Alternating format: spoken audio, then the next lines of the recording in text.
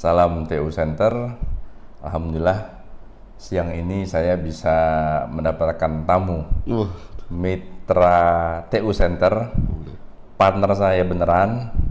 Alhamdulillah kami sudah membangun usaha bersama selebih kurang 4 tahun ya, Mas Heru ya. Mas Heru ini adalah sebetulnya beliau lebih terkenal daripada saya karena beliau adalah the godfather, yaitu ahlinya bapaknya emas seluruh Indonesia, YouTuber sudah 120.000 ya? 168. 168? Iya. Wah, 120.000 3 bulan yang lalu tuh.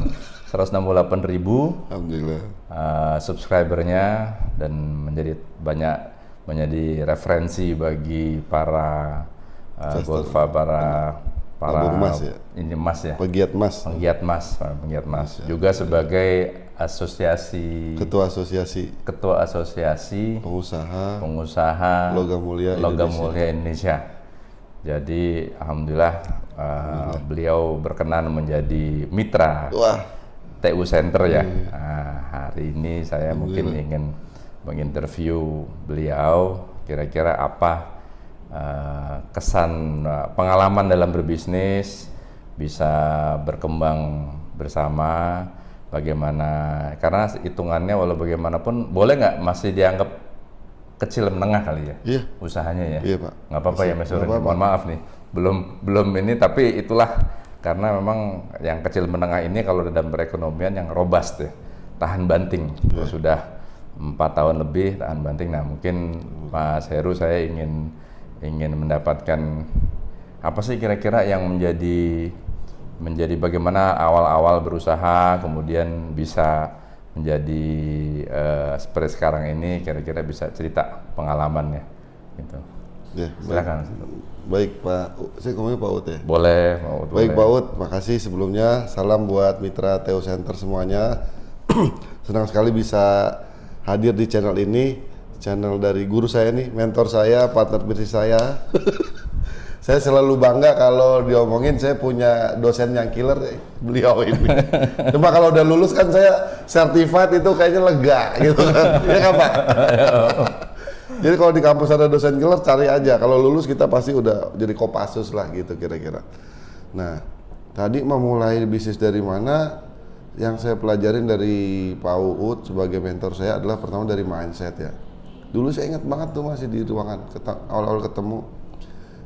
Tahun berapa tuh Mas Heru? 2019 Pak. 2019. Sebelum Covid ya? Sebelum Covid Pak. Mei. Ya. Pertama kali saya belajar emas diajak Mas Heru ke Pegadaian. Pak Uut bawa cash, siap. Gitu. Langsung bawa cash, mau beli perhiasan di Pegadaian, beli emas Pegadaian. Nah, pertama yang membedakan itu mindset ya Pak. Kalau dari yang saya tangkap, saya bilang Pak, ini kalau dari employee ke entrepreneur ini pindah kuadran ya. Terus kata Pak Ut, bukan Mas, itu beda spesies. Wah, saya langsung bener-bener lebih ini lagi kan ya, ungkapannya bukan cuma sekedar beda kuadran, cuma beda spesies. Saya nggak ngerti waktu itu gimana ya, tapi ternyata memang beda gitu. Dan Pak Ut selalu bilang ke saya, jangan ngojok-ngojokin employee untuk jadi entrepreneur, jangan. Cuma kalau dia konsultasi boleh, cuma jangan sarankan dia jadi ini, gitulah kira-kira. Biar itu keputusan dia saja kalau mau pindah kuadran atau pindah spesies gitu. Itu yang pertama, mindset ya.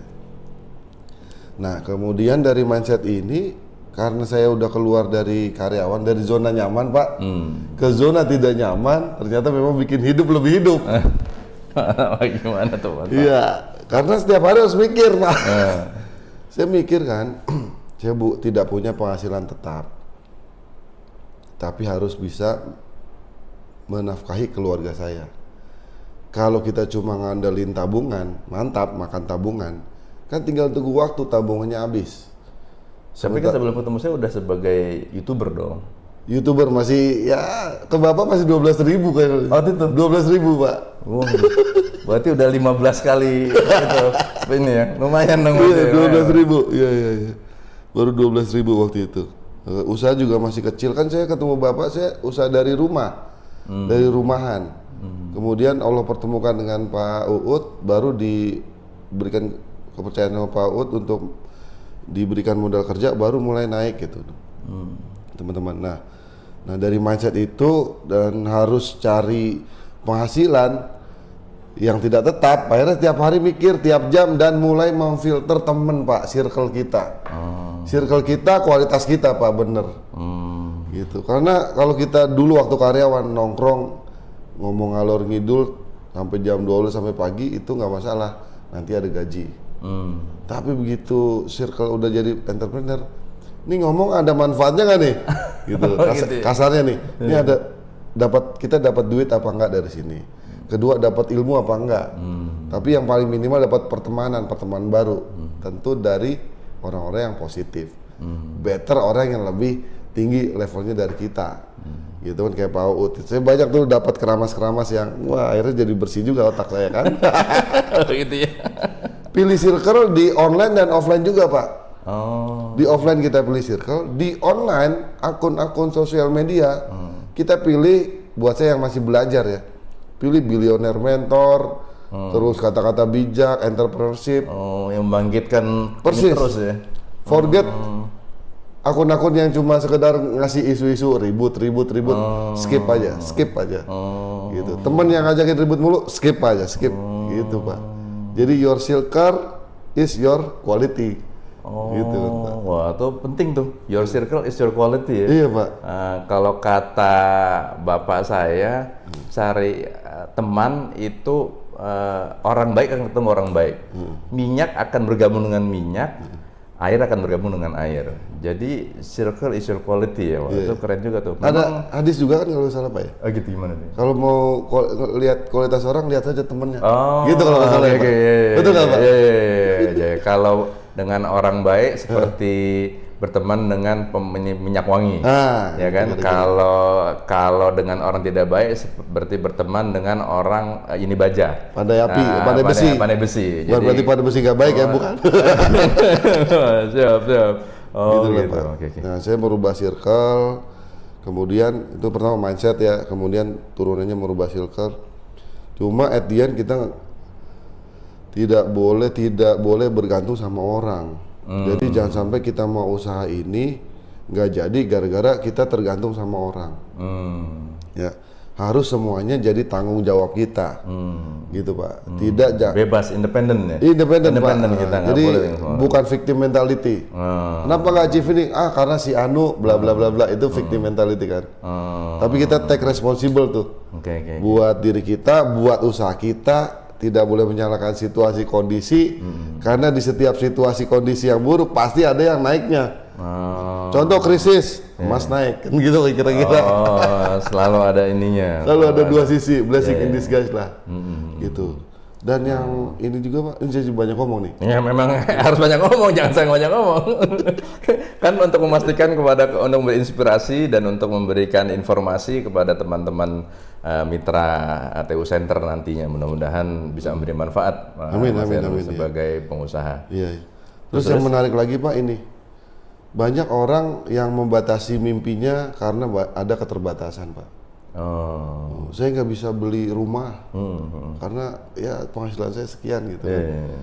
Padahal ternyata setelah saya jalanin kan banyak keterbatasan juga Pak.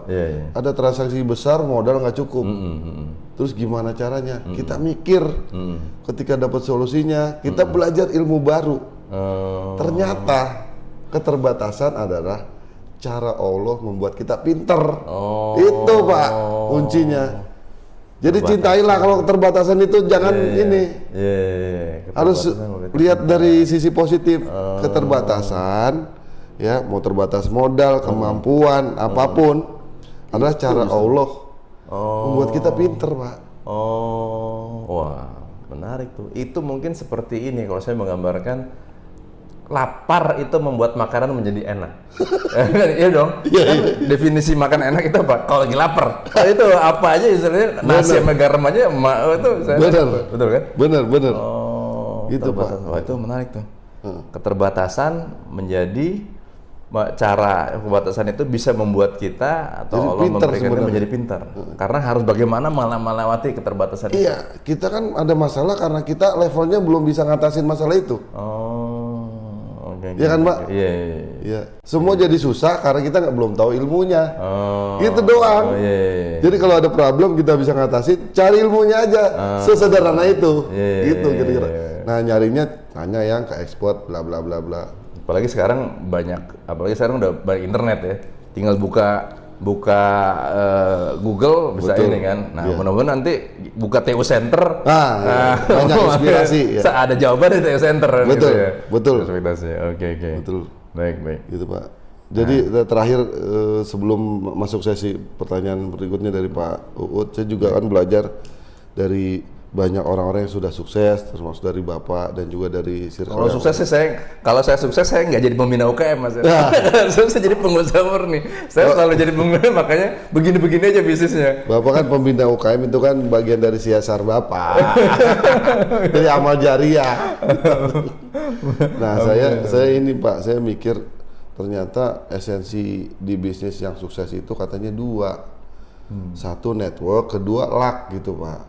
Oh. Nah, saya tanya lagi, kenapa network? Jaringan, Iya. silaturahmi. Saya jadi inget tuh ada hadis kan, barang siapa yang silaturahmi, Silaturahim. rezekinya, ya kan? Iya betul. Wah, relate. Ternyata di dalam bisnis, Iya.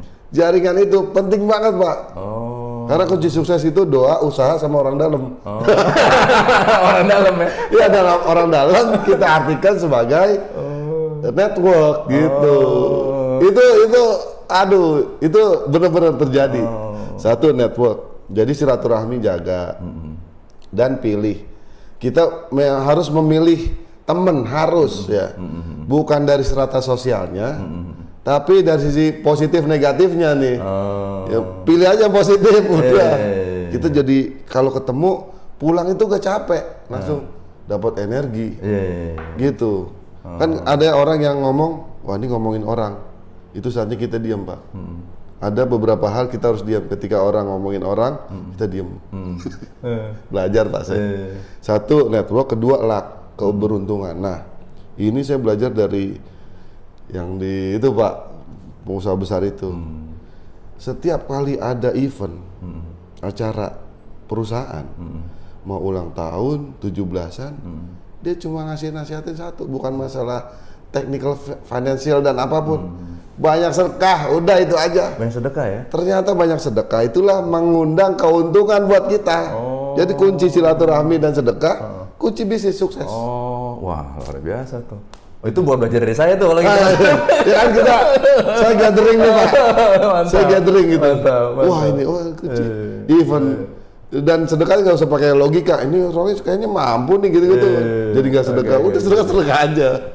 Jadi yang poin terakhir yang Mas Heru ini kan kepada mitra TU Center lainnya adalah satu, membangun jaringan network, dan kemudian yang terakhir adalah meningkatkan luck ya atau keberuntungan. Keberuntungan. Caranya adalah dengan banyak memberi. Banyak memberi ya.